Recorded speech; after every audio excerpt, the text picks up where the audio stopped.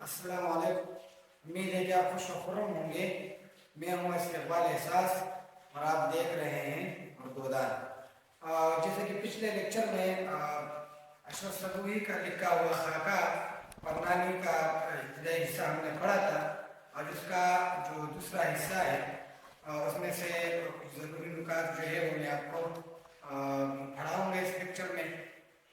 तो पहले लेक्चर में ये हुआ था, नानी का कुछ पस मंज़र बयान किया गया था, फिर उसकी नवासी जो है आमना उसके हवाले से बयान किया गया था, फिर जो आमना का शौहर है उनके वालिद वफ़ात पा जाते हैं तो वो उनके यहाँ जो है रहने के लिए आ जाती हैं। तो क्या हो जाता है कि उनके बच्चे बड़े शरीर होते हैं, लेकिन इब्तिदाई दिनों में उनको चुप कराया जाता था और परनानी का बड़ा ख्याल रखा जाता था। फिर ये हो जाता है कि उनको एक कोठरी में रख दिया जाता है। काफ़ी दिनों जो परनानी थी वो परेशान रही, रोती रही, लेकिन फिर उनको सब्र आ गया। इसके बाद फिर यूँ हो जाता है कि उस कोठरी में उनके एक धुलाई होती है जिसमें कई कपड़ों के पेवन होते हैं और वो उसके साथ खेलती रहती है।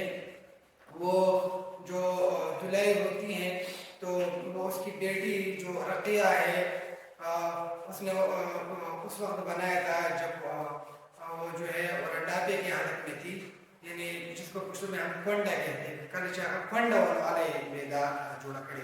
इसके बाद फिर क्या हो जाता है कि एक दिन घर में कोई फंक्शन होता है तो उस कोठरी को भी उनकी जो अमना है वो साफ कर देती है और वो सब चीज़ें जो है वो भी इधर उधर कर देती है।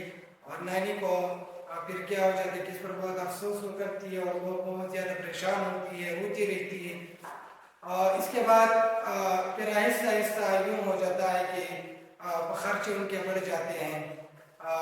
उनका शौहर जो होता है वो काफ़ी फिजूल खर्च होता है, तो खर्चे बढ़ने से उनका काफ़ी वो परनानी का माल जो है वो आहिस्ता आहिस्ता खाने लगता है। चूँकि मुफ्त माल होता है, उनके हाथ जो है लग गया होता है तो उनको खर्च करता है बगैर किसी खौफ ख़तर के। तो यहाँ तक जो है ये बयान किया गया। इसमें जो मुश्किल अल्फाज हैं वो भी मैं आपको यहाँ लिख चुका हूँ और उसमें जो अहम नुकात है वो भी आपको यहाँ लिख चुका हूँ। तो अहम नुकात पर भी बहस करते हैं और उन पैराग्राफों में जो मुश्किल अल्फाज हैं जब आप सबक पढ़ेंगे तो जो मुश्किल अल्फाज आपको नज़र आएंगे तो आप यहाँ से लिख सकते हैं। सबक का उन्वान परनानी है, मुसन्निफ का नाम अशरफ सदूही है, सिंफ अदब खाका है, माखिर दिल्ली किचन आरजी बस्तियाँ है, सफ़ा नंबर 12 का 13। और ये जो बातें धाम की उर्दू की किताब जो है वहाँ से लिया गया सबक है।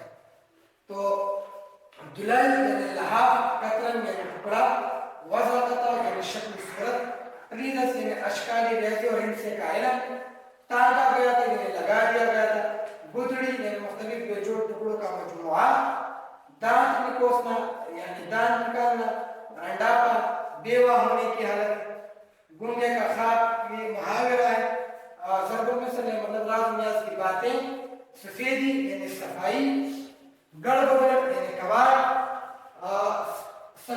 बैठाई यानी परेशान हुई, मजदूरी, बदज़बानी, दाश्ता आयत बका यानी शायद का निकाह माजूम। मतलब ये होता है कि बूढ़ों को पुरानी जो चीज़ें होती हैं उनको संभाल कर रखते हैं, उनका ख्याल होता है कि शायद ये कहीं और काम आ जाए।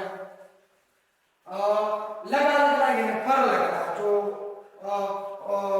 आमना के शौहर थे वो माल को खर्च कर रहे थे तो यूँ लग रहा था जब उसके परनानी के माल को फर लग गया। अच्छा, रहन करना यानी गिरवी रखना, यानी जब आप किसी चीज़ के एवज किसी चीज़ को रख लेते हैं तो उसको कहते हैं गिरवी रखना। घोड़ी चढ़ाना यानी खत्म करना। गिरवी रखने का ये मतलब होता है कि मैंने किसी से पैसे लिए और मैंने अपने घर के कागजात उनको दे दिए और उनको बताया कि अगर मैं पैसे वापस ना करूँ तो ये अगर आपका हो तो उसको कहते हैं गिरवी रखना। के बाद है रहन करना, गिरवी रखना, घोड़ी चढ़ाना मुहावरा है, यानी इसको कहते हैं खतने का रस्म, जो के बाद सुन्नत हो रस्म। अच्छा, 1 2 3 करना यानी खत्म करना या बेच देना, और खबारा यानी कागजात। अब पैराग्राफ के आखिर में ये हो जाता है कि वो घर को बेच देते हैं, बेचना चाहते हैं, लेकिन मसला ये होता है कि उनके जो कागजात होते हैं वो नहीं मिल रहे होते। तो यहाँ तक हमने आज पढ़ा है।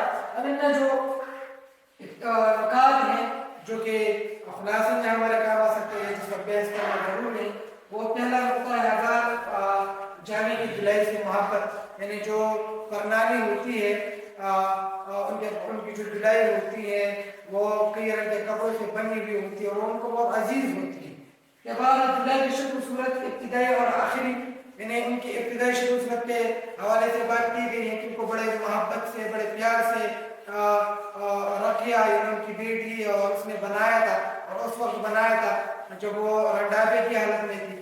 اور پھر آخری شکل یہ ہے، ان کی یہ بیان کی گئی ہے کہ کہیں کہیں سے ان کے تاب جو ہے وہ نکل آئے تھے اور جو ہے کیڑوں نے بھی اپنا خوراک میں سے جو ہے کھا لیا تھا۔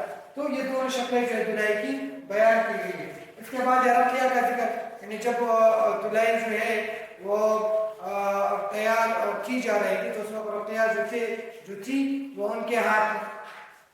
اس کے بعد جو کوٹڑی کی صفائی کا ذکر کیا گیا ہے پیراگراف میں، یعنی کچھ گھر میں کوئی پروگرام تھا، کوئی فنکشن ہو رہی تھی تو آمنہ جو تھی وہ کوٹڑی کو صاف کرنا چاہتی تھی اور اس نے کوٹڑی کو صاف کیا، تمام چیزوں کو ادھر ادھر کیا۔ پھر نانی کی حالت، اس کے بعد کیا ہو جاتی ہے کہ نانی کی حالت اور بھی زیادہ بگڑ جاتی ہے، وہ بہت زیادہ پریشان ہو جاتی ہیں اور بہت زیادہ اضطرابی حالت ان کی ہوتی ہے کہ میری تمام چیزیں کیوں ادھر ادھر کی گئی۔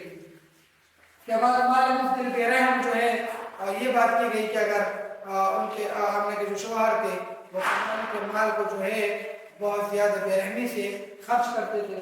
اور آخری جو ہے گھر کے کاغذات جو ہے اس کے حوالے سے بات کی گئی ہے کہ ان کے جو شوہر تھے انہوں نے کچھ منصوبہ بنایا تھا، کتنے میں گھر بیچ ڈالوں گا، ان میں سے اتنا جو ہے گھر بچ جائے گا اور اتنے پیسے کرائے کے آئیں گے، اتنا میں ادھار میں دے دوں گا۔ لیکن مسئلہ یہ تھا کہ گھر کے کاغذات جو ہے وہ کہیں نہیں مل رہے تھے۔ تو امید ہے کہ آپ کو یہاں تک سمجھ آ گیا ہوگا۔